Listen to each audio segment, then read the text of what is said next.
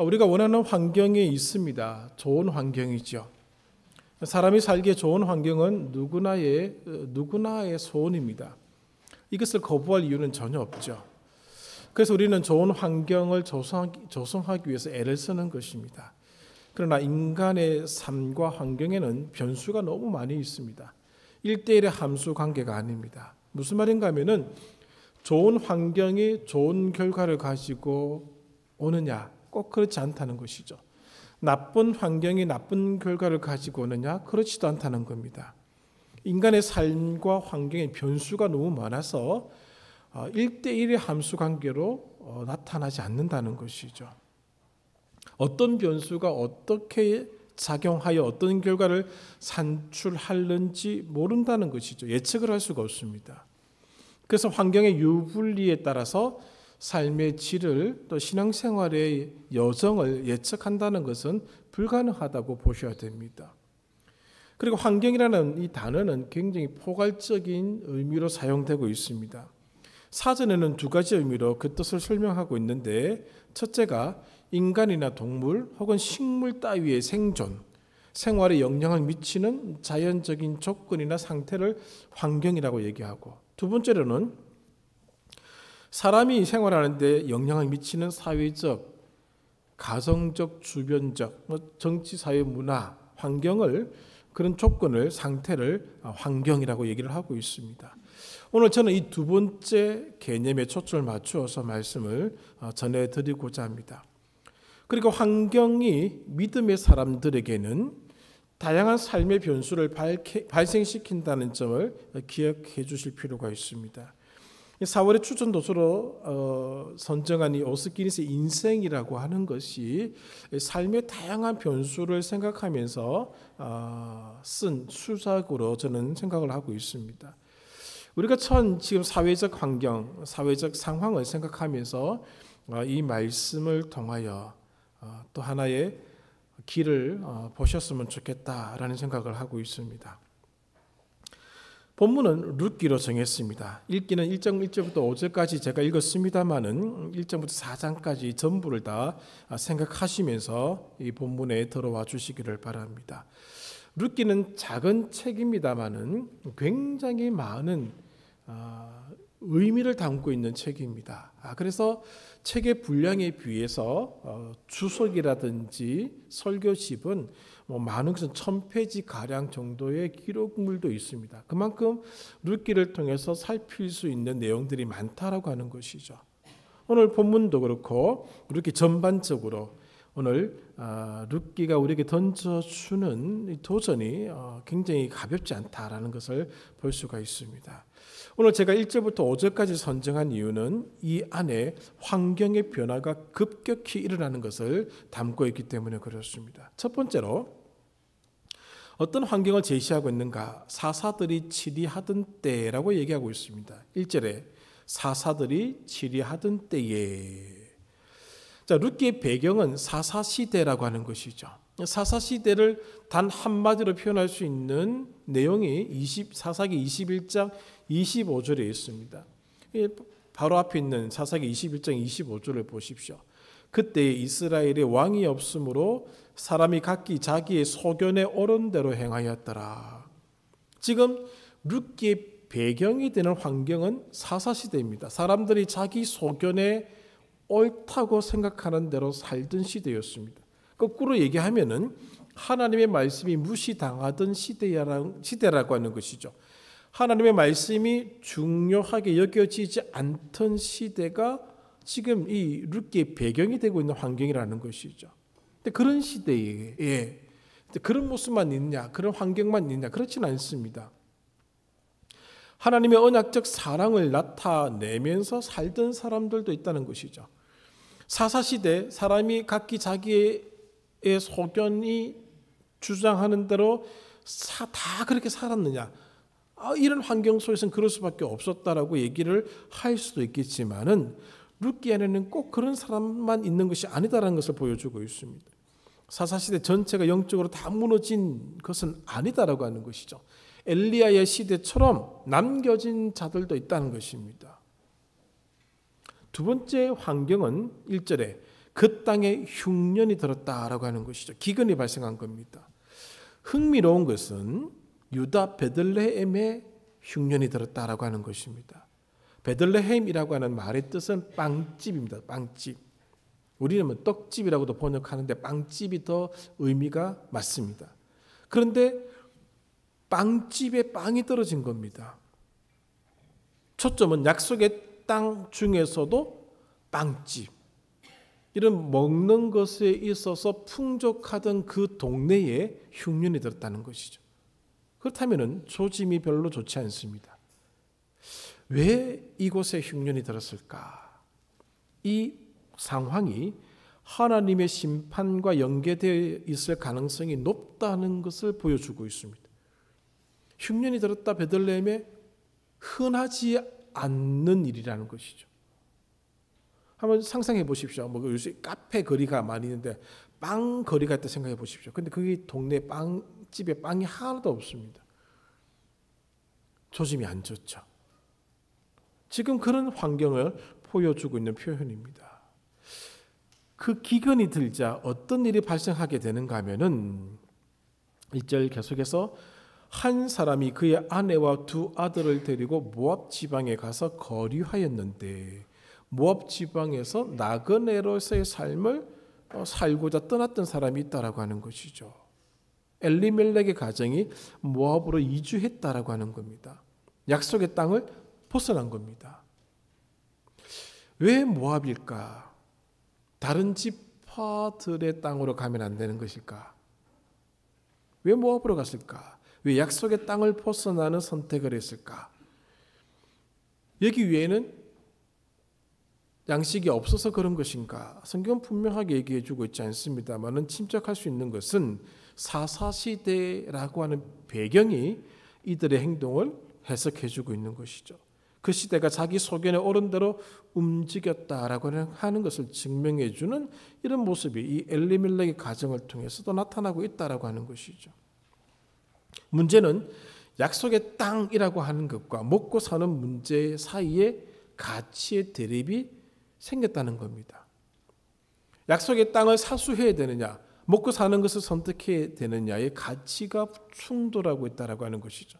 여기에 이 엘리멜렉의 가족은 자기 소견에 옳은 대로 행동을 했다라고 하는 것입니다. 그리고 또 다른 환경이 드러나게 되는데 3절입니다. 나오미의 남편 엘리멜렉이 죽었다라는 소식이 전해졌습니다. 가상의 죽음입니다. 불길한 모습을 보여주고 있죠.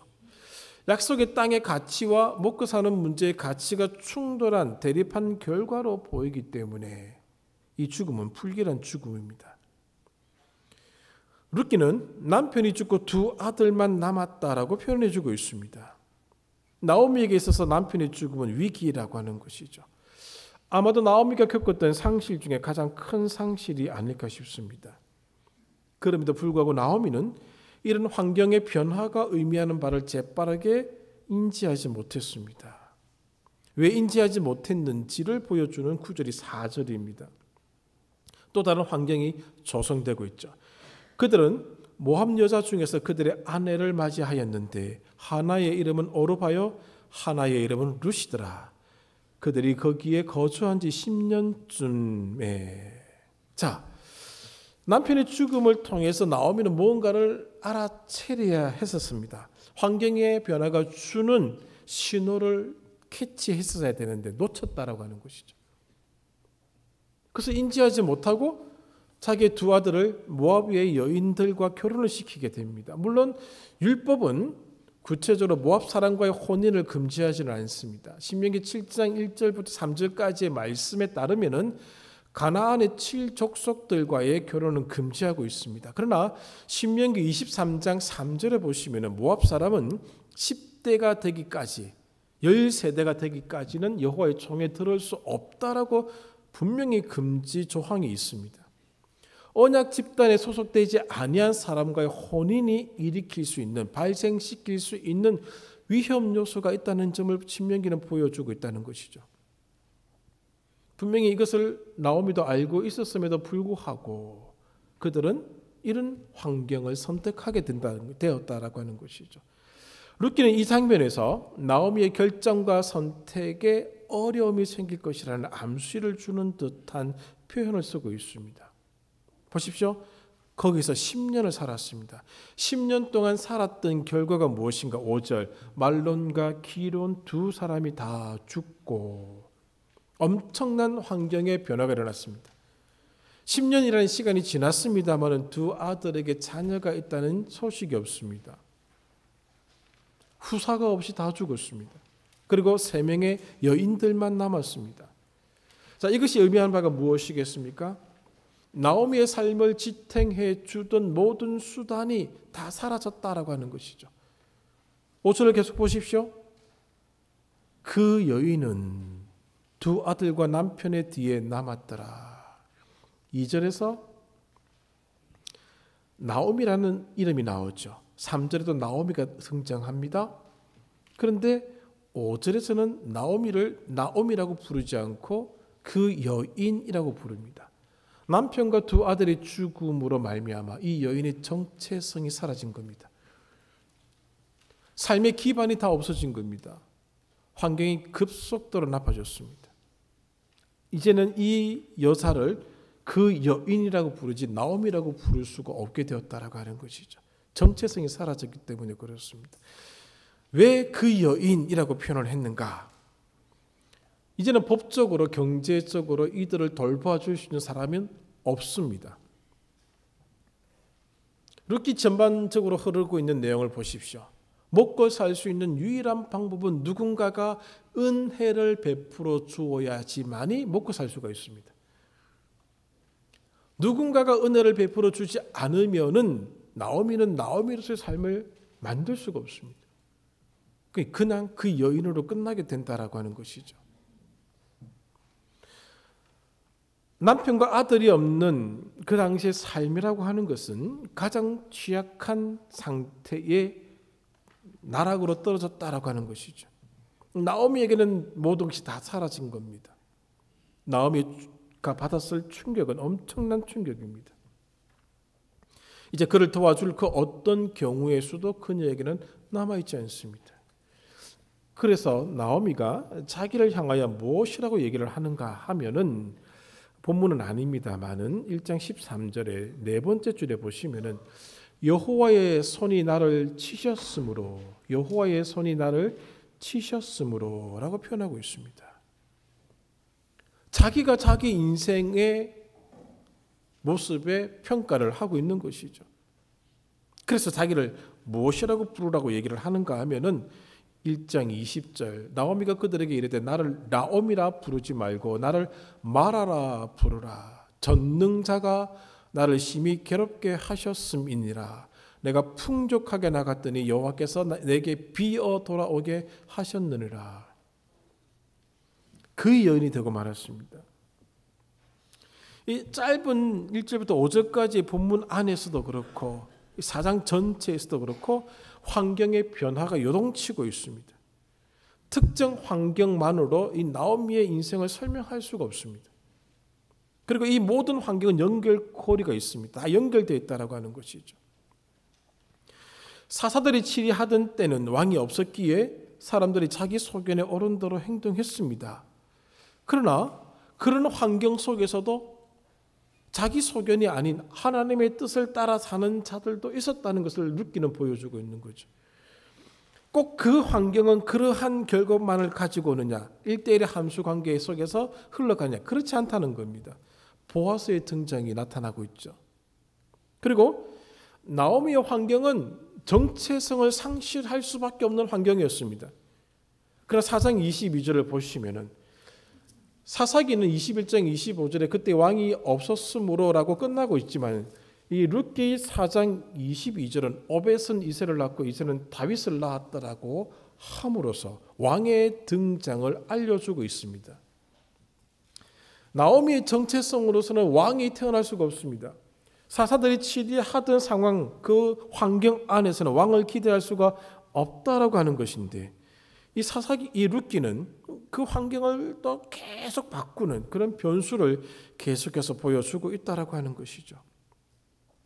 사사시대의 소망 없는 분위기가 갑자기 달라지는 장면을 연출해주고 있다라고 하는 겁니다.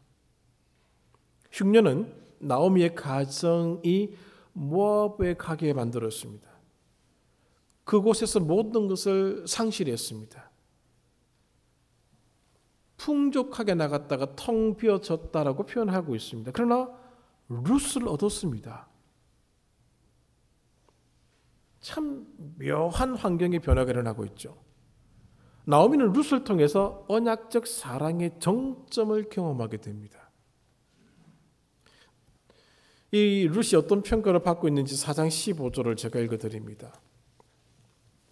이는 내 생명의 회복자이며 내 노년의 복량자라. 곧 너를 사랑하며 7 아들보다 귀한 내 며느리가 낳은 자로다. 룻을 평가하기를 7 아들보다 귀한 자라는 평가를 하고 있습니다. 7이란 단어는 완전수죠.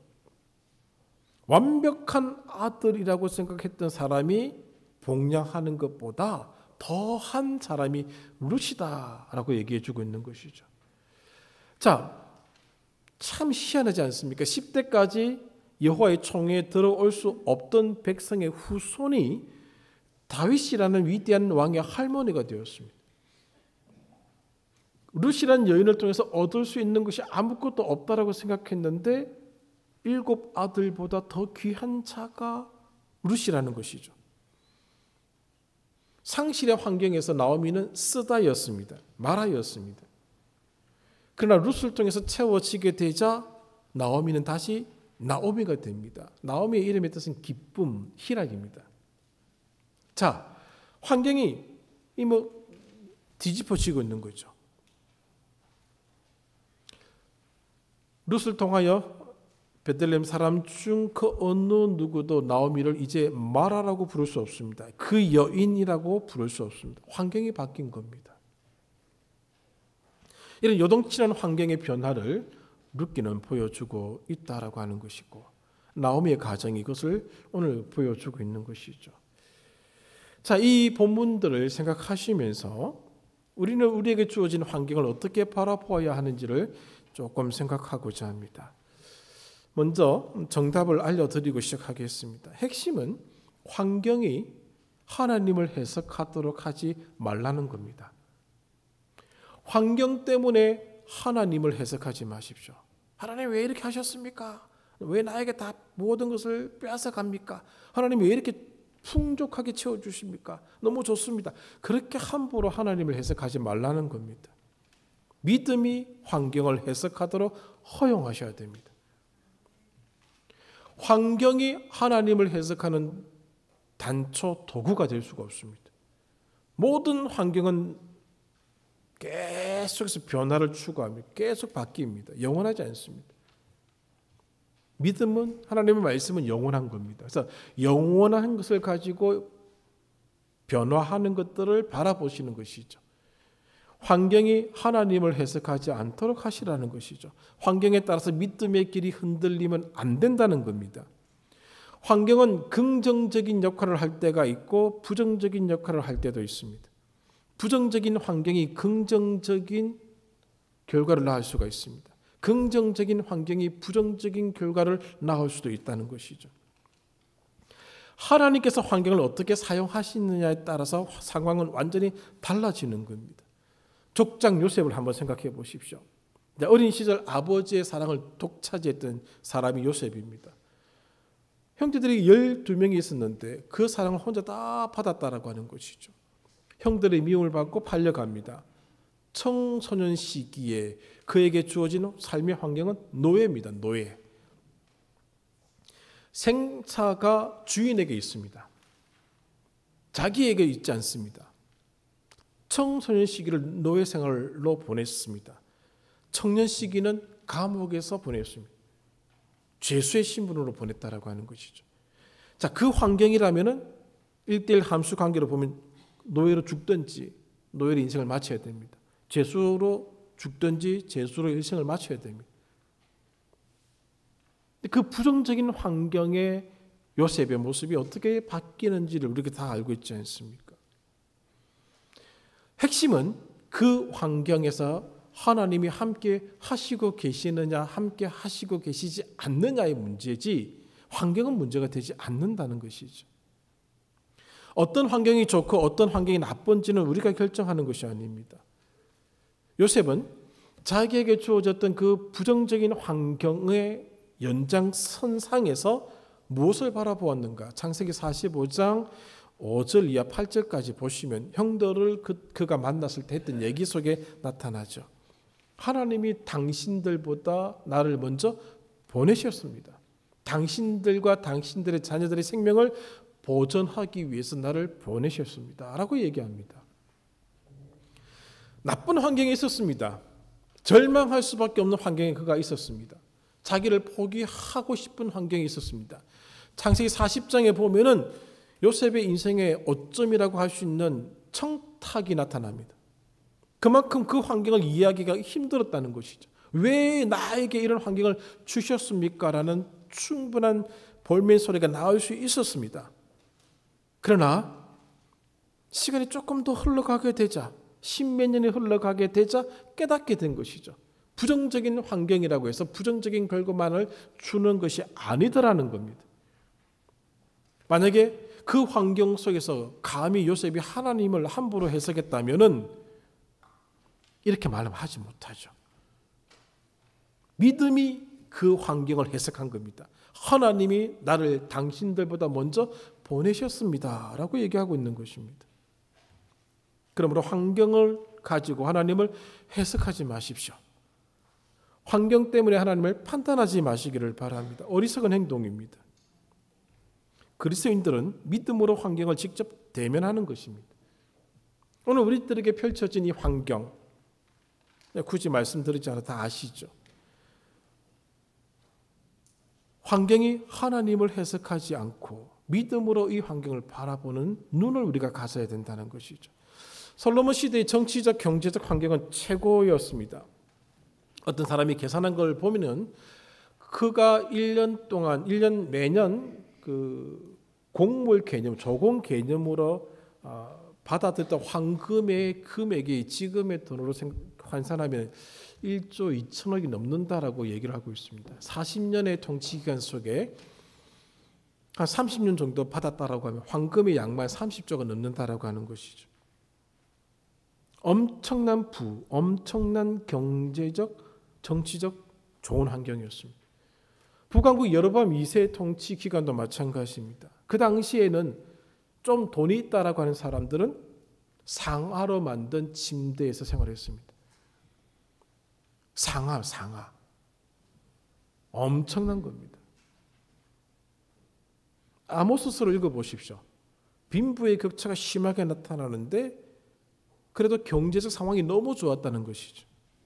모든 그런 불합리한 사회 구조를 뛰어넘어서 아무도 볼멘 소리를 낼 수 없을 만큼의 경제적인 상황이 좋았고 정치적인 상황이 좋았었습니다. 그러나 솔로몬 시대 이후로 나라는 두통각 나게 됩니다. 솔로몬 시대 이후로 이스라엘은 우상 숭배의 나라가 되고 말았습니다.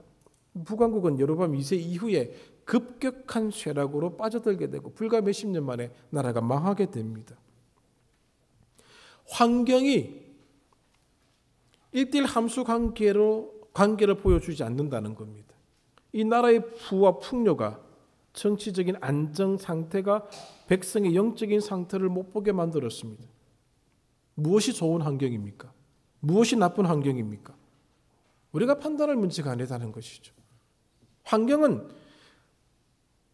주어지고 던져지는 것이지 우리가 선택해서 그 좋은 환경을 가지고 좋은 결과를 내겠다, 나쁜 환경 속에서 나쁜 결과가 나온다라고 얘기할 수 없다는 겁니다.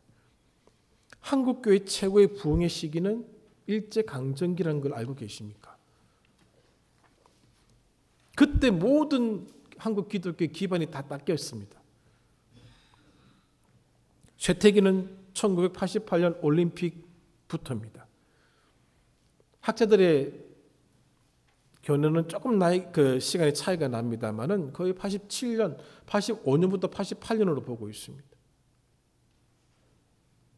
환경이 부흥의 시기를 만들어주고 환경이 쇠락의 시기를 만들어주고 좋은 환경이 좋은 부흥, 나쁜 환경이 쇠락, 그거 아니다라고 하는 것이죠.